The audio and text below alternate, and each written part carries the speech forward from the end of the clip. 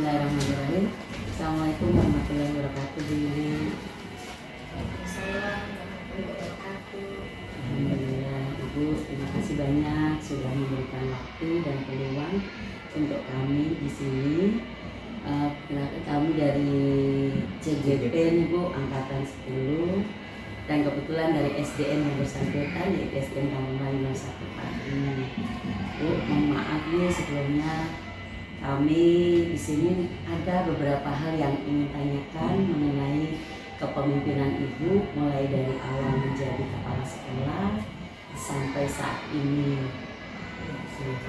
Bagaimana Ibu? Terima kasih ya. Siap. Oke, terima kasih Bu. Untuk pertanyaan yang pertama di sini, selama ini kira-kira Ibu dalam kasus-kasus yang Ibu hadapi dapat mengidentifikasi kasus-kasus yang merupakan dilema etika atau rujukan moral, apakah Ibu pernah mengalami seperti itu? Ya, memang yang terjadi seperti ini. Banyak etika dan nah, untuk identifikasikannya dari kasus tersebut yang Ibu lihat ketika terjadi kasus itu, ketika penyelesaiannya dihadapkan pada keputusan yang sama-sama benar, jadi susah nih. Jadi susah untuk mengambil keputusan yang sama benar. Itu disebut dilema etika. Sedangkan ketika ada kasus yang dalam penyelesaiannya dihadapkan pada mengambil keputusan ada yang benar ada yang salah, nah, itu yang ditujukan moral. Terkait dengan etika dan rujukan moral, masalah yang pernah Ibu hadapi dalam hal ini apa sampai saat ini? Yang dilema etika, yang dilema etika misalnya yang terjadi pada kasus misalnya guru ya, karena kalau yang udah menyangkut pribadi guru itu agak kurang enak ya. Misalnya kita kan punya lapangan kecil tuh ya, punya halaman kecil. Nah, ketika guru saya ya itu mau naruh mobilnya di situ gitu ya, karena sebetulnya dia benar, karena memang dengan kendaraan itu guru itu lebih cepat sampai di sekolah. Tapi tahu sendiri halaman kita itu kan kecil gitu ya. Takutnya kalau ada tamu kan susah kamu untuk menaruh mobilnya atau motornya di situ. Itu Ibu susah. Itu yang etika. Ketika kasus yang ini ya, kasus yang moral itu kadang-kadang ini misalkan di siswa gitu ya. Siswa itu kan akan mengikuti ulangan ya, siswa itu ulangan, tapi dia mungkin sakit ya kemarin dia nggak belajar gitu ya. Nah dia kan ingin nyontek ya. Nah itu istilahnya dia kan menyontek itu kan untuk nilainya udah besar, tapi kan itu udah merugikan orang lain. Maksudnya salah satunya salah kan? Tetap aja itu salah dia, walaupun disitu dia untuk membaguskan nilainya. Itu yang rujukan moral di situ. Jadi dari sisi baik dan sisi negatifnya. Jadi terkait dengan parkir tadi ya, parkir mobil, yang di situ salah satunya adalah guru yang menggunakan data lebih awal terkait dengan lahan yang terbatas. Kemudian yang kedua tentang siswa yang mencontek yang akan merugikan orang lain. Nah, terkait itu bagaimana pengambilan keputusan Ibu terkait kasus-kasus yang tadi itu yang disebutkan dikaitkan dengan dua kepentingan yang sama-sama benar dan sama-sama mengandung nilai kebajikan. Nah, itu pengambilan keputusannya seperti apa? Pengambilan keputusannya, nah itu Ibu kembali lagi ke peraturan juga. Nah, peraturan itu istilahnya kita buatkan sama-sama ya, peraturan dan juga kita utamakan kepentingan bersama juga. Jadi kepentingan bersama dan umum itu yang tadi Ibu utamakan. Dan memang yang istilahnya apa ya, lebih banyak untungnya manfaatnya daripada jadi dalam pengambilan keputusan diutamakan untuk kepentingan bersama. Kemudian dalam pengambilan kepentingan bersama, langkah-langkahnya seperti apa supaya semuanya bisa terlaksana dengan baik? Iya. Langkah-langkahnya di sini tergantung masalah ini ya. yang Iya. Bisa tadi kan langkah-langkahnya ibu melihat peraturan, itu ada basis peraturan ya. Bisa juga berlandaskan nilai-nilai kebajikan, misalnya seperti nilai kebenaran, kejujuran, seperti itu kan. Jadi yang utama kali kita tadi langkah-langkahnya sesuai tidak dengan peraturan. Yang utama peraturan. Jadi yang terkait itu mungkin ada hal-hal yang Ibu anggap efektif dalam pengambilan keputusan dalam khususnya kasus-kasus yang dilema etika. Itu ya. Pertama ibu yang langkah-langkahnya mengambil informasi dulu. Yang mengumpulkan informasi, isinya informasi dari seluruh yang ada di sekolah personil yang di sekolah ini ya. Maksudnya ada penjaga, kemudian mendiskusikannya bersama-sama dengan sekolah. Apa yang kita ambil yang terbaik. Jadi dari hasil diskusi. Jadi semua tindakan-tindakan diambil berdasarkan kesepakatan bersama. Selain informasi tadi ya. Ya, dari pengambilan informasi kemudian baru dilakukan untuk pengambilan keputusan. Untuk pertanyaan berikutnya akan dilanjutkan oleh Pak Diki. Silakan. Terima kasih Ibu. Untuk pertanyaan selanjutnya ini dari saya. Setelah tadi dipaparkan terkait dengan kasus yang terjadi mungkin selama Ibu menjadi pemimpin di sekolah ini, tadi kan sudah dipaparkan dimana ada lahan parkir mungkin kita yang sedikit terbatas, itu ada siswa yang memang dalam kegiatan KBM tersebut terlihat masih ada yang menyontek ya Bu. Nah di sini akan saya tanyakan hal-hal apa saja yang menjadi tantangan atau pengambilan keputusan dalam kasus tersebut gitu Bu. Dari tantangan-tantangan. Jadi tantangannya ya di sini itu tadi tantangannya pertama kalau kasus itu bersentuhan dengan kepentingan pribadi dari guru gitu ya. Terus yang kedua merubah mindset guru gitu ya. Jadi di sini tuh guru tugasnya bukan hanya mentransfer ilmu, tapi juga menanamkan nilai-nilai kehidupan pada peserta didiknya di masyarakat maupun di sekolah, bagaimana di anak-anak itu bisa memiliki ya nilai-nilai yang baik di kehidupannya seperti itu. Jadi nggak transfer ilmu, kalau transfer itu kan istilahnya itu mudah ya. Di sini menanamkan nilai-nilai kebajikan pada si peserta. Jadi tantangannya yang pertama tadi mungkin kepribadian kepentingan dari Ibu dari si guru tersebut mungkin lebih mementingkan dulu kepentingan umum, kepentingan bersama ya Bu. Yang kedua bagaimana caranya merubah mindset dari guru itu, tidak hanya mengajar saja tapi lebih ke menanamkan kemandirian yang tadi ya Bu.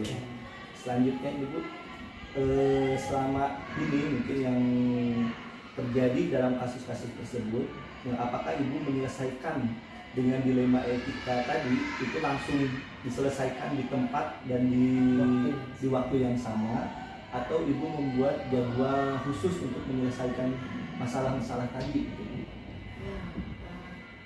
Kalau Ibu akan lihat dulu tergantung kasusnya. Kalau kasusnya itu sederhana, tidak memerlukan pemikiran yang dalam atau panjang ya, Ibu akan selesaikan dalam waktu itu juga. Tapi ketika kasus itu besar yang membutuhkan pemikiran proses yang nggak mudah gitu ya. Nah, Ibu itu akan menggunakan jadwal apa akan dipanggil sesuai jadwal agar Ibu juga bisa mengendalikan diri, bisa menata hati. Nah, jadi ketika Ibu mengambil keputusannya itulah yang terbaik ya semua. Berarti dilihat dari kasus yang kita hadapi ya Bu ya. Kalau memang bisa pada saat itu diselesaikan ya diselesaikan berarti Bu. Selanjutnya dari kasus tadi yang sudah Ibu paparkan, apakah ada seseorang atau sosok mungkin atau ada faktor-faktor lain juga yang mempermudah atau membantu Ibu dalam mengambil keputusan tadi gitu? Kalau faktor bisa itu dari faktor pengalaman ya, dan pengalaman Ibu dari guru sama di sekolah, dan bisa jadi itu kasusnya mungkin sama ya, jadi bisa diambil dari pengalaman Ibu menyelesaikan kasus. Terus yang kedua mungkin orang-orang yang membantu ibu ya. Ibu juga melihat kasusnya juga gitu ya. Mungkin kalau kasusnya tidak terlalu berat, ibu diskusikan dengan guru yang dari sekolah gitu ya, mendiskusikannya bagaimana menyelesaikan kasus ini, kita diskusikan. Tapi ketika itu berat gitu ya, ibu akan berdiskusi dengan pengawas.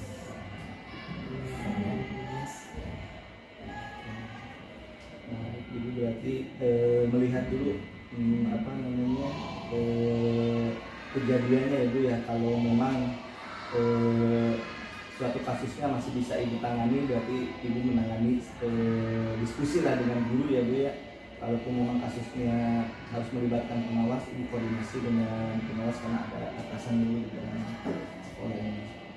Baik Bu, yang terakhir kita sudah sampai di pertanyaan terakhir. Dari apa yang telah ibu sampaikan tadi, pembelajaran atau pengalaman apa yang menjadi pengambilan keputusan dalam dilema etika ini gitu?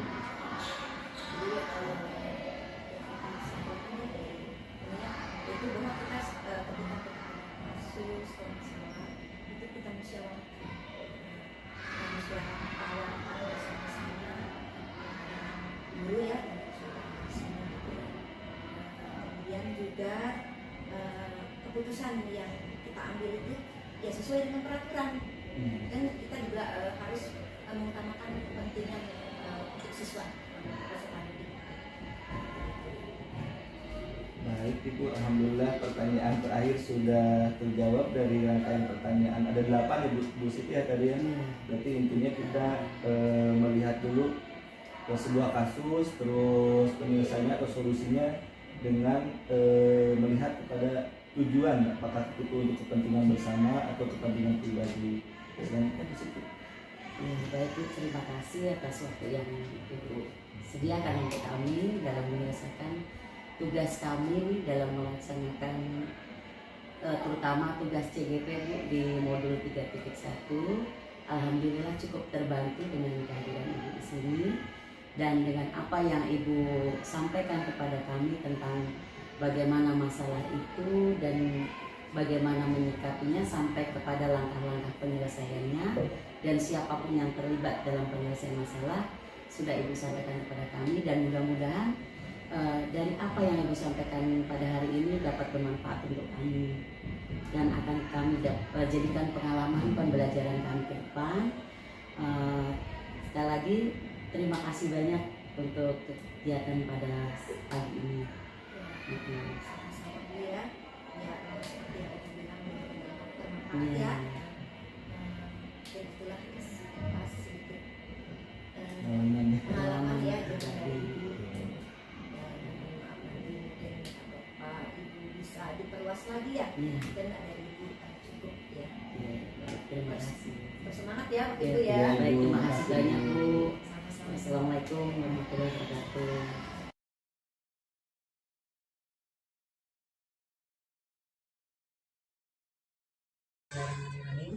Assalamualaikum warahmatullahi wabarakatuh. Waalaikumsalam. Apa kabar Ibu? Alhamdulillah dalam keadaan baik. Ibu dan Bapak juga dalam keadaan Alhamdulillah. Ibu, mohon maaf sebelumnya kami di sini berdua dari CGP ini angkatan 10 ya, dari SDN Kampung Melayu 01. Saya dengan Ibu Siti Wahyuni dan dengan Bapak Elsadi ini minta tolong sama Ibu untuk membantu kegiatan kami dalam melaksanakan demonstrasi kontekstual modul 3.1, yaitu tentang pengambilan keputusan dalam kepemimpinan. Boleh dimulai Bu? Ya, silakan. Oke, baik Bu. Ibu sudah lama mengajar di sini sebagai kepala sekolah, sudah berapa tahun? Pertama-tama mungkin saya memperkenalkan diri dulu ya. Oh ya, silakan. Saya Julia SPD, namanya singkat saja gitu ya. Saya ini mulai berarti sekolah ini itu dari bulan Mei 2020. Berarti baru 2 tahun. Sedikit lah. Dari 2022 tentunya banyak hal ya Bu yang sudah Ibu alami. di dalam mengalami tentunya menghadapi masalah-masalah baik itu dari gurunya maupun dari orang tuanya ataupun dari siswa itu sendiri. Kira-kira Ibu apakah pernah di sini menghadapi masalah yang rumit atau yang bagaimana gitu menurut Ibu itu yang agak tentunya ya yang namanya dunia pendidikan itu adalah dunia yang dinamis ya. ya Bukan suatu hal yang apa istilahnya kaku gitu ya. Jadi karena bersifat dinamisnya itulah makanya di dalamnya begitu banyak permasalahan yang akan timbul gitu ya. betul. Mungkin kalau dalam dunia perkantoran A jadi A itu udah berrutinitas seperti itu. Tapi kalau yang namanya dunia pendidikan itu permasalahan selalu timbul dengan latar belakang yang baru. Jadi kalau dibilang selama 2 tahun ini ya banyak hal lah yang harus kita atasi berkaitan dengan siswa, berkaitan dengan guru atau berkaitan dengan lingkungan sekitar. Tentunya itu kan selalu berubah menjadi dinamika ya dalam dunia pendidikan kita. Baik, kira-kira selama ini bagaimana menurut Ibu dalam mengidentifikasi dari kasus-kasus yang merupakan dilema etika atau bujukan moral? Kalau dilema etika itu kan seperti gini ya, satu kebenaran, yang satu juga benar gitu ya. Istilahnya ada yang benar dengan benar, dan kita harus meluruskan di antara kedua kebenaran ini. Kalau yang etika moral itu kan istilahnya benar dan salah, tapi mau tidak mau kadang-kadang kita tetap mengikuti hal yang salah tersebut gitu ya. Dan di dalam dunia pendidikan yang saya bilang sifatnya dinamis itu tentunya patokan pertama kita lihat adalah aturan. Ya, identifikasi itu kita bisa melakukan dengan mengcompare gitu, menyandingkan dengan peraturan yang ada, baru kemudian hal-hal yang lain. Kira-kira bisa dicontohkan masalah-masalah yang alami, Misalnya terkait dengan etika moral. terkadang kalau etika moral ya, contoh yang paling gampang saja parkiran depan sekolah kita, gitu ya. Itu kan terkait dengan lingkungan sekitar. Ya. Pertama, parkiran itu kan sangat mengganggu. Berada di lingkungan sekolah, depan sekolah, sangat mengganggu untuk mobilitas anak-anak, guru dan semuanya lah, tamu-tamu yang kita datang dan sebagainya. Tapi secara aturan tidak boleh parkir di depan, aturannya begitu.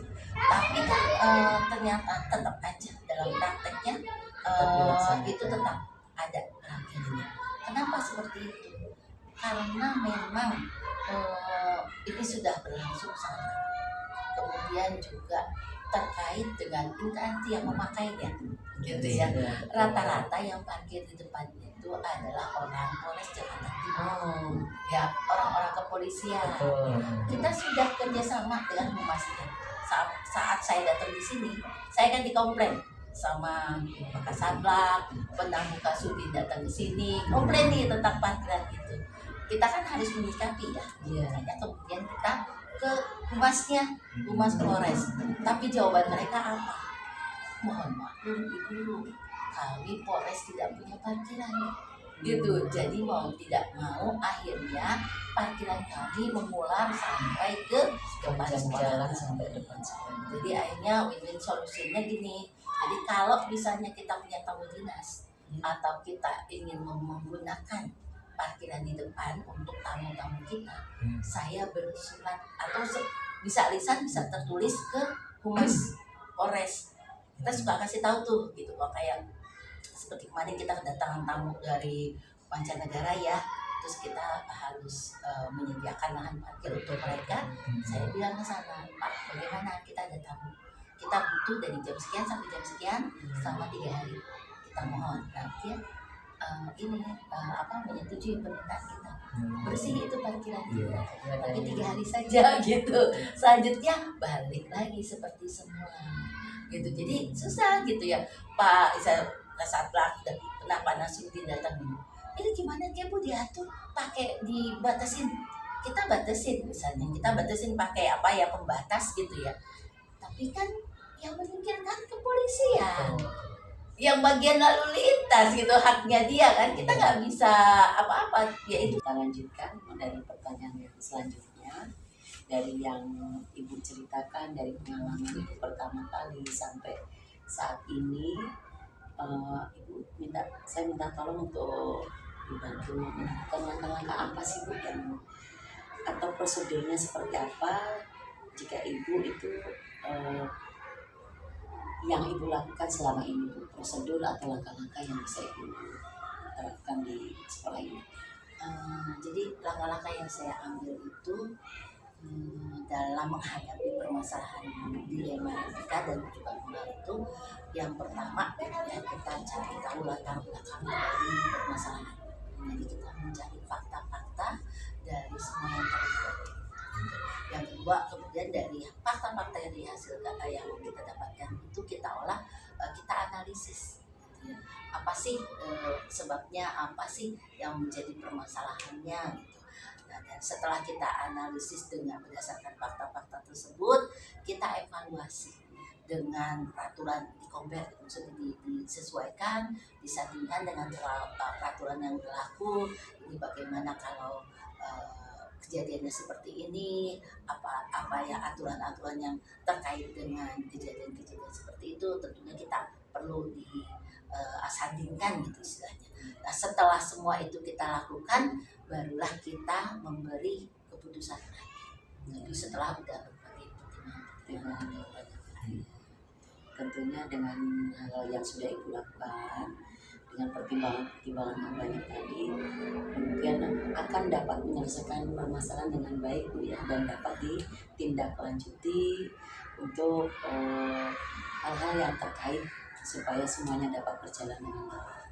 Kemudian hal-hal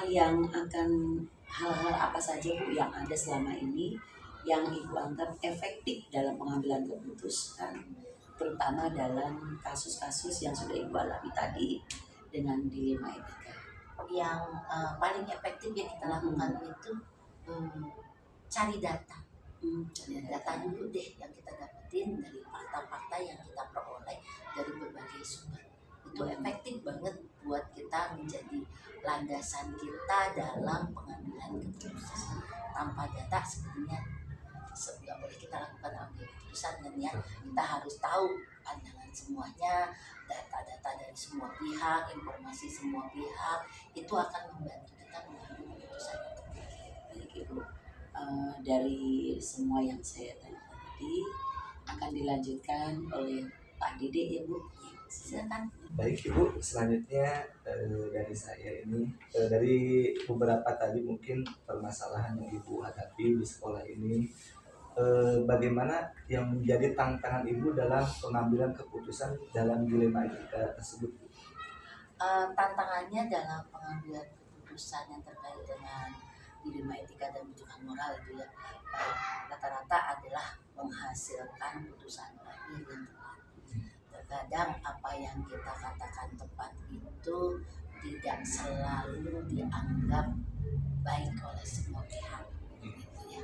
Bagaimana kita harus menyeimbangkan antara satu keputusan akhir yang kita dapatkan itu dengan berbagai pihak yang terlibat, baik dan juga sesuai dengan aturan yang berlaku tentunya. Jadi itu tepat belum tentu benar belum tentu tepat gitu ya, istilahnya lah seperti itu. Selanjutnya ini Bu, dalam menghadapi permasalahan seperti tadi, dalam penyelesaian kasusnya, apakah Ibu langsung di tempat pada saat itu diselesaikan atau membuat jadwal secara terstruktur gitu Bu dalam menangani kasus-kasus yang Ibu hadapi tadi? Jadi sebenarnya kan seperti yang saya katakan tadi bahwa dunia pendidikan itu dinamis yang selalu berubah. Permasalahan pun datang kadang-kadang tidak terduga, nggak bisa dijadwalkan istilahnya ya. Jadi kalau ada permasalahan tentunya perlu kita tangani segera supaya permasalahan ini tidak menumpuk dan tidak berlarut-larut tentunya. Nah, ketika sudah terjadi permasalahan, tapi tentunya tidak melepaskan prosedur yang kita pegang, gitu ya. Prosedur yang step-step gitu, langkah-langkah yang memang sudah menjadi pegangan kita, menjadi acuan kita dalam menangani satu permasalahan, tentunya perlu tetap kita jadikan sebagai pegangan utama, gitu.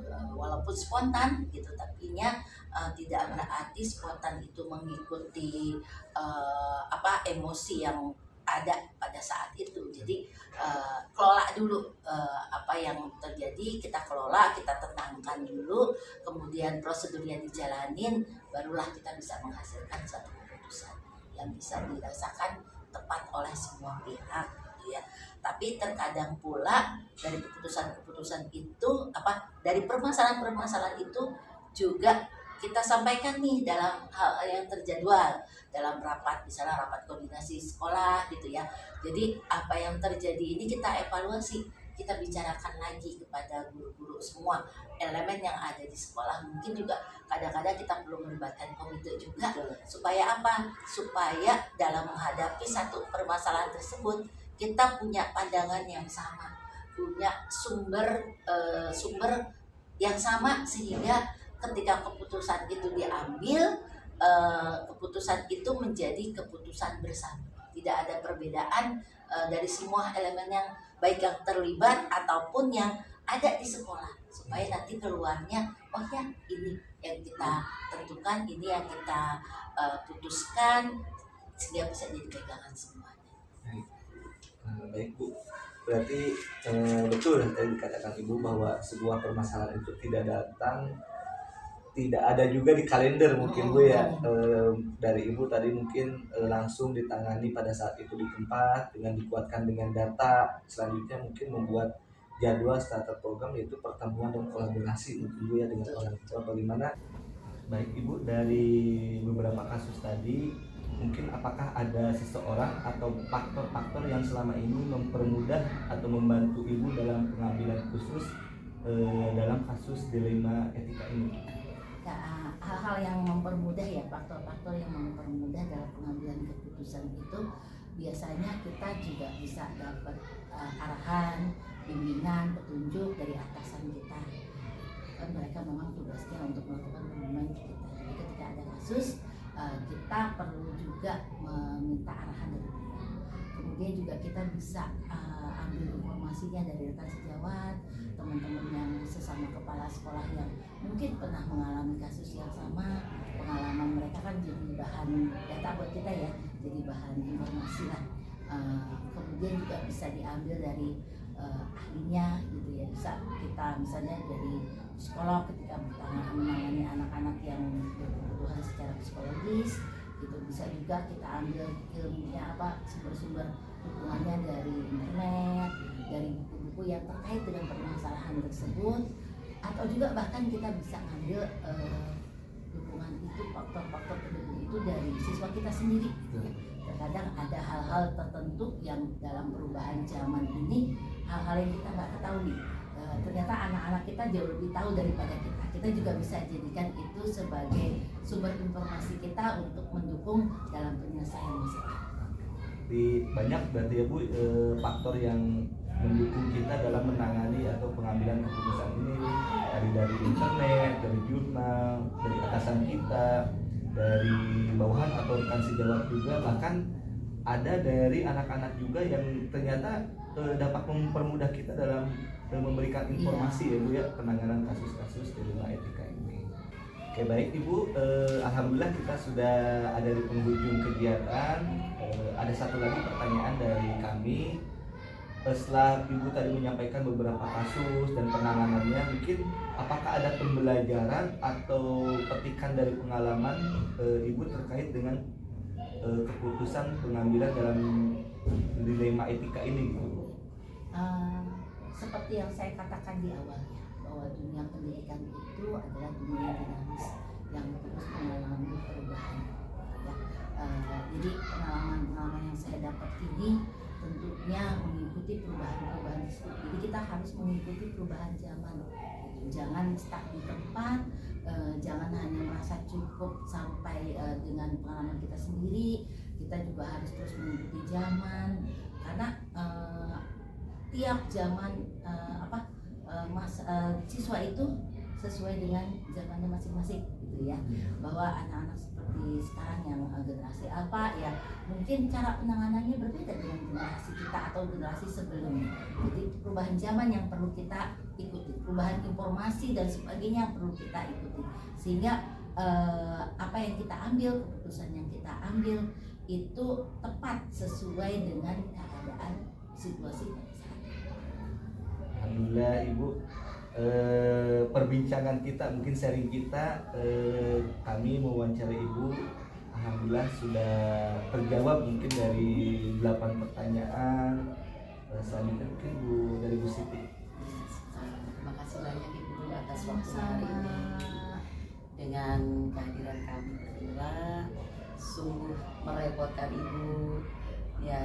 Tentunya dari perbincangan ini banyak yang dapat kami ambil, terutama dari pengalaman-pengalaman Ibu di dalam menyelesaikan masalah, mulai adanya masalah sampai ke penyelesaian masalah. Kemudian siapa saja yang terlibat, Ibu juga sudah menyebutkan semuanya, sampai bagaimana Ibu di dalam menyikapi, menanggapi sampai pada penyelesaian. Jadi banyak sekali hal yang bisa dapat kami ambil dari kegiatan siang hari ini. Ya. Untuk Bapak dan Ibu juga saya mengucapkan terima kasih ya. Kegiatan ini juga merupakan sharing bagi saya, menambah ilmu pengetahuan dan wawasan saya juga. Sehingga dengan kita saling berbagi, mudah-mudahan ada manfaatnya untuk perkembangan diri kita, untuk perkembangan visi kita, juga untuk perkembangan pendidikan anak-anak kita. Tentunya satu hal yang saya inginkan, bahwa ambil yang baik-baiknya dari saya ya. Kalau yang istilahnya yang kurang setuju atau kurang berkenan ya disaringlah seperti itu. Mudah-mudahan semuanya menjadi bermanfaat. Amin. Semua yang Baik, terima kasih banyak Ibu. Kami akhiri perbincangan hari ini dan terima kasih sudah membantu kegiatan kami, terutama di modul 3.1 ini. Sukses untuk Ibu. Terima kasih. Kami akhiri. Wassalamualaikum warahmatullahi wabarakatuh. Waalaikumsalam warahmatullahi wabarakatuh.